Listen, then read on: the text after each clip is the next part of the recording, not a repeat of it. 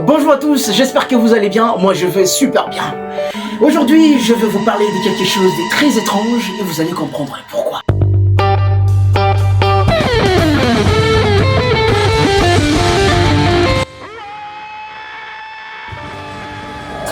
Il faut en faire un sacrifice pour être un bon musicien, jusqu'à vendre son âme au diable. C'est ce qu'a fait un dénommé Robert Johnson. Il a vécu dans les années 1911 et il est mort en 1938. Il était un top musicien. Mais malheureusement, il a voulu dépasser les bornes en vendant son âme au diable. C'était terrible, mais il faut l'accepter, il faut y croire. Quand on veut le pouvoir, quand on veut la popularité, on touche toujours au diable. Et lui, il va s'assurer de te donner les choses le plus vite possible. Il avait vendu bien évidemment son âme au diable et c'est la vérité parce qu'il voulait la popularité. Vous voyez, si Dieu vous donne un talent et que vous ne faites pas preuve de ces talents, vous risquez d'aller au-delà pour toucher ce qui n'est pas touchable. Ne me dites pas qu'il est mort, hein. Il n'a pas survécu, il est mort à 27 ans. Est-ce que j'ai 27 ans mon pote?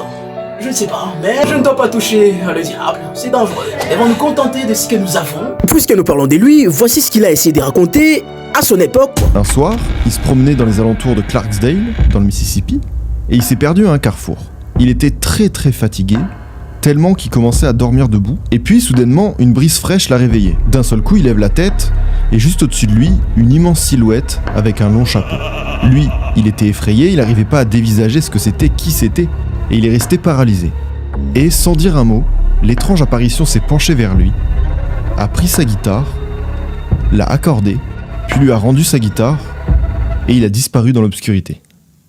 Après cette cérémonie mystérieuse dont nous doutons jusqu'aujourd'hui, les gars étaient devenus un très bon.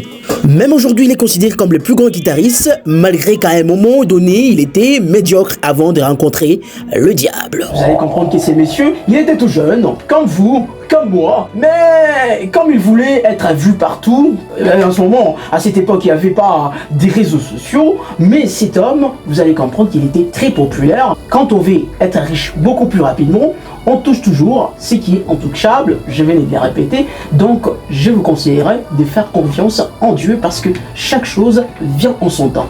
Il ne faut jamais être trop pressé parce que vous risquez de mourir jeune. Il y a beaucoup de gens qui sont morts à cet âge, de 27 ans, on les appelle le groupe de 27 et c'est parmi ces gens où il y a beaucoup de musiciens qui sont morts à l'Amérique, à l'Afrique du Sud et ce sont ces gens qui ont vraiment touché l'intouchable. Alors je vous dis à plus car c'était juste une petite découverte, c'était rien du tout pour vous dire que rapprochez-vous des dieux car lui ne cessera jamais de vous rapprocher et il fera de merveilles sur votre vie et vous fera accélérer dans vos réussites. Voilà, c'est cool, c'est parfait et c'est nickel. À plus.